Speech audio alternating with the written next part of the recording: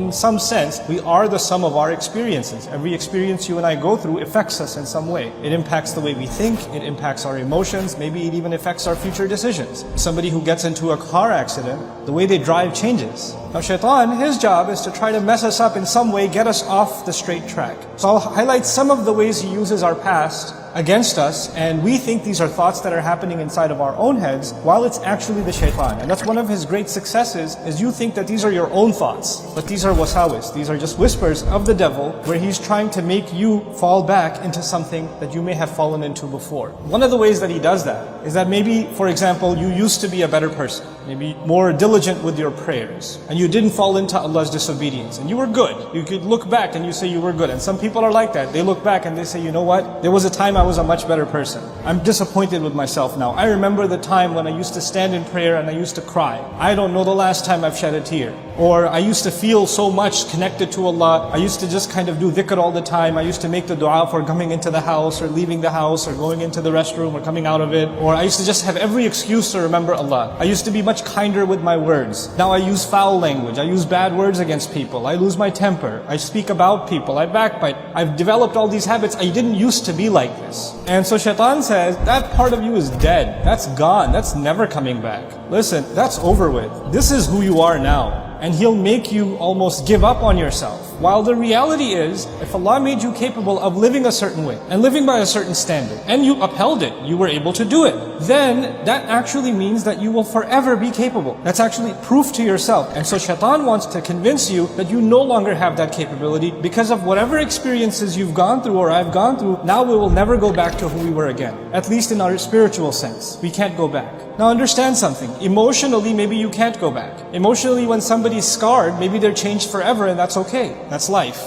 You know, the loss of a child is not something easy to get over, for example. So there are kinds of trauma or kinds of experiences that maybe our entire lives will be chipping away at trying to heal, and we may never get there. But shaitan uses that to mess you up, not emotionally, but spiritually. To mess with your connection with Allah. And to basically get you to say, well, you know what? You've gone through these experiences, so what's the point of prayer? And so that's one kind of attack the shaitan uses against you and me, to make you lament, make you think back with regret about better days that are never going to come back for you. The other thing shaitan wants you to do is bad experiences that you had, and you start questioning, why did this happen to me? Right? You and I have gone through terrible experiences in life. This is a part of life. Allah created this life as a trial, and every one of us has different kinds of trials, and some of those trials are not easy. And when you think about what happened, it's very painful, and it can be paralyzing. It can be something that you're overwhelmed, almost reliving the event that occurred in the past. And one of the things shaitan wants is to keep you there, to keep you thinking about the past, to keep you thinking about what happened, and keep questioning, why did this happen to me? Why did this happen to me? Why did this happen to me? Maybe I deserve it. Maybe I'm cursed. Maybe I'm no good. This is why Allah is angry at me. This is why He made this happen to me. And so you live in that moment that happened some time ago that Allah actually brought you out of, but shaitan doesn't want you to come out of it. He wants you to stay in that hopelessness, because he wants you to be convinced, like he is convinced, that Allah has no hope for him. There's no turning back for him, or that Allah hates him even.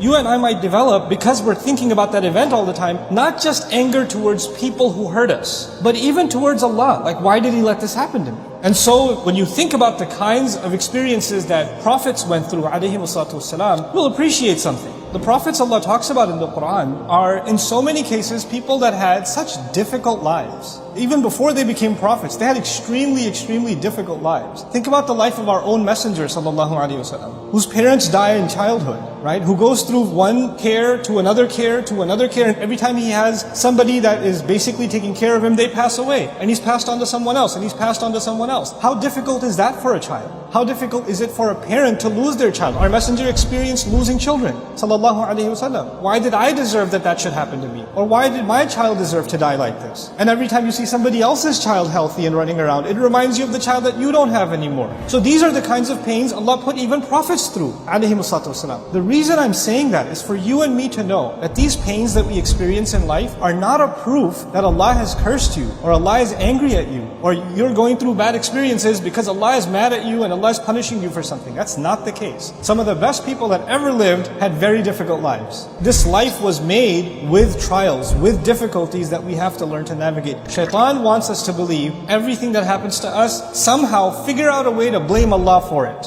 Why? Because that's what He did. فَبِمَا أَغْوَيْتَنِي. He blamed Allah. When he refused to do sajda and he was cast out, he blamed Allah immediately. That's where he wants you to get to. And so he uses that past bad experience, that painful experience, to try to pull you away from Allah also. Another way he uses your past. Maybe some of us, we lived a life of sin before. Maybe you had friends or relationships that were leading you down a road of sin, that you kept falling in and falling in and falling in. And you figured out a way to make tawbah to Allah, and you cut off those friendships, and you cut off those relationships. You decided that those people may not be evil, but I know that when I'm in their company or when I'm around, then I fall into evil. So I'm going to try to protect myself, and I'm going to pull away as much as I can and try to fix myself with Allah. You will know in your personal life who those people are. And maybe you had people like that in your life that were pulling you into sin, whether they realized it themselves or not. And maybe it's not even their fault, maybe it's your own weakness. But since you recognize that, you say, you know what? Every time I've tried, I've fallen back into sin, I'm going to discontinue some of these relationships. Not because I hate these people, not because I'm better than them, but because I want to save myself.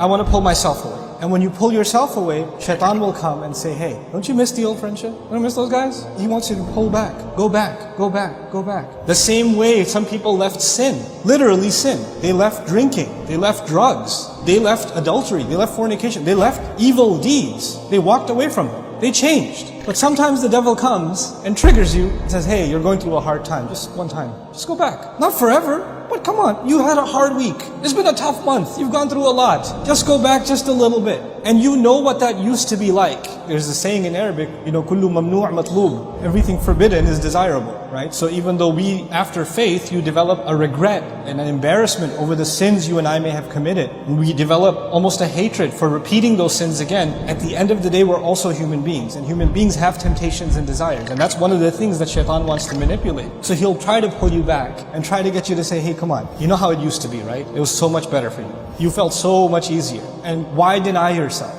Who's gonna find out? Just go back. So he wants to pull you back into a way of sin.